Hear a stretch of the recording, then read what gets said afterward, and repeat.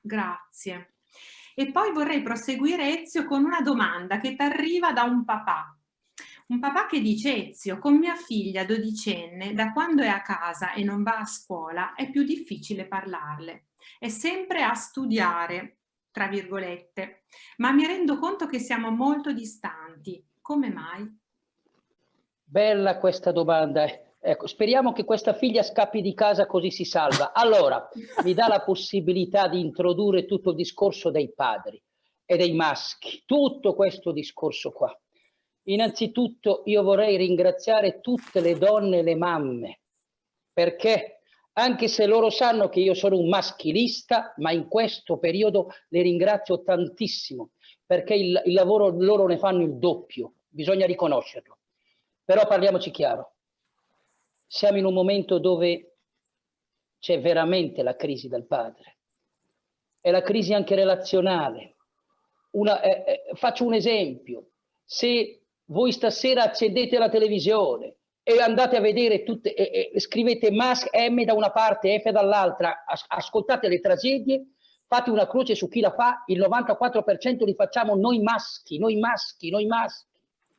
Gli stupri sono fatti da maschi, le violenze da maschi, la scuola, perché adesso col coronavirus le insegnanti non devono più trafficare, ma andate a vedere che cosa dicevano, che il 70% di chi li faceva disperare erano maschi. È in crisi il padre. Questa è la crisi che stiamo vivendo. È in crisi la norma, la regola, l'etica, l'autorevolezza. Ma io con la parola crisi non intendo una cosa negativa. Poi arriverò alla risposta a questo padre, ma devo prenderla così. Una volta, vi ricordate, avevamo paura a parlare in famiglia, c'era una paura boia. Adesso si parla dalla mattina alla sera.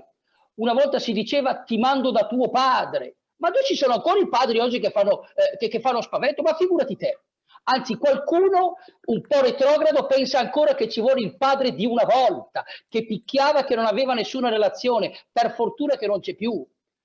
Non c'è manco il padre amico, amicone, adesso anche il padre che non può più dire niente. Insomma, il futuro è del padre autorevole, che è quello che dovrà fare questo papà qua con la sua figlia. Autorevole vuol dire che diventa autore del figlio, autore. Qual è la caratteristica del padre? Vedete, io mi sono sempre chiesto, i figli non li fa mica il maschio, li fa la donna. Fare un figlio vuol dire averlo dentro, generarlo, è parte di te. Tipico dell'educazione della madre è l'educazione della cura, del guardare tutti gli aspetti, dell'accompagnamento del bambino. Ok, ma a un certo punto questo bambino deve separarsi dalla madre. Per separarsi non ho più bisogno di una mamma che mi dice quello che devo fare. Ho un insegnante che è una roba devastante, caro Jesus, che interroga, che mi dice ancora quello che devo fare, che stabilisce tutto lei. No, il padre è l'accordo, il contratto, la regola, il futuro, la norma. Il padre è altro dal figlio. Questa figlia, per parlare col suo padre, avrà solo una via, quella dei grandi, dell'accordo. Cominciamo con il linguaggio. Dai 7 anni non usiamo più l'imperativo. L'imperativo è quello che si usa con i bambini. Fai questo, fai quell'altro, fai quell'altro. È devastante, il bambino arriva a casa da scuola e la mamma cosa gli chiede? Cosa hai fatto a scuola? Roba da pazzi. Usiamo il metodo dei grandi, che una donna fa fatica non perché non è in grado, ma perché deve completamente cambiare. La pedagogia dice che sono i figli che cambiano noi. Allora bisogna usare il metodo dei grandi, che per il padre dovrebbe essere la cosa più comune. L'accordo, l'attesa. Se vuoi raccontarmi com'è andata, mi farebbe piacere. Questo padre con questa figlia non ha tanta relazione, un po' perché non si sono parlati, ma non importa. Quando arriva a casa il padre incomincia a parlare, a raccontare qualcosa di sé, a dire lui, e poi non a dire alla figlia cosa hai fatto, se vuoi dirmi cosa hai fatto mi farebbe piacere. Si mettono le cose al loro posto, c'è la distanza giusta. Vedi, mentre il rischio della madre che è troppo appiccicosa e non ne possiamo più, il rischio del padre che è troppo lontano, un po' perché non è capace. Allora, 3 proposte concrete e chiudiamo. La prima, Aristotele diceva che a forza di fare una roba, uno impara a fare quella roba lì. Caro Jesus, tu non hai bambini, ma sai che cosa ti avrei detto se tu avessi avuto un bambino piccolo?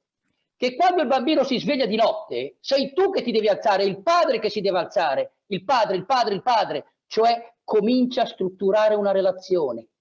Dai 6-7 anni è mai possibile che vanno tutte le mamme a parlare con le insegnanti roba da pazzi? Sono i padri che vanno con i bambini e i figli presenti. Questo è il padre, colui che diventa autore di me perché mi accompagna nella realtà e mi aiuta a prendere in mano le mie cose, le mie cose. Ecco, come fare questo? Chiudiamo con questo. Io paragono il padre alla parola, la parola che strappa, perché un padre deve strappare i figli alla madre, nel senso pedagogico, strapparli perché una volta che sono sicuri lo deve accompagnare nella realtà, accompagnare nel mondo. E come fa a fare questo? Ha uno strumento, la parola. La parola deve diventare trinitaria. Mentre una volta vanno abolite tutte le parolacce è denigratoria. Se un padre dice una parolaccia al figlio deve chiedere scusa. Non rimane nessuna traccia, si può sbagliare. La parola deve contenere 3 concetti, che è la parola del futuro. Il primo, l'empatia. Sa chi è il Padre Eterno? Dio è colui che è lì con noi, che è vicino a noi. La prima roba che deve fare un padre, non dire è giusto o sbagliato, fai questo, fai quell'altro, no! Mi spiace che hai fatto quella roba lì, sono molto contento, la prima roba deve sentirla lì. La seconda cosa del padre è la realtà, guarda, mi spiace, hai sbagliato qui, ma è la terza parte, chiudiamo, che sarà il futuro.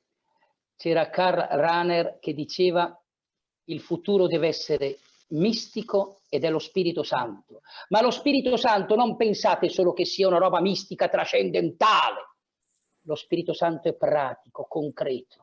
Lo Spirito Santo inabita in noi. Allora il padre deve dire questo a questa figlia. Mi spiace che hai fatto questo, hai sbagliato qui e sono sicuro che tu saprai cosa fare, che tu troverai dentro di te la capacità di fare questo. Questo tu costringe la figlia a entrare dentro di sé. È la nuova nascita. Il padre genera il figlio alla parola dentro di sé. La madre gli ha dato la vita, il padre gli dà la parola, che è la vita idealizzata, e il figlio diventerà allora l'esperienza concreta.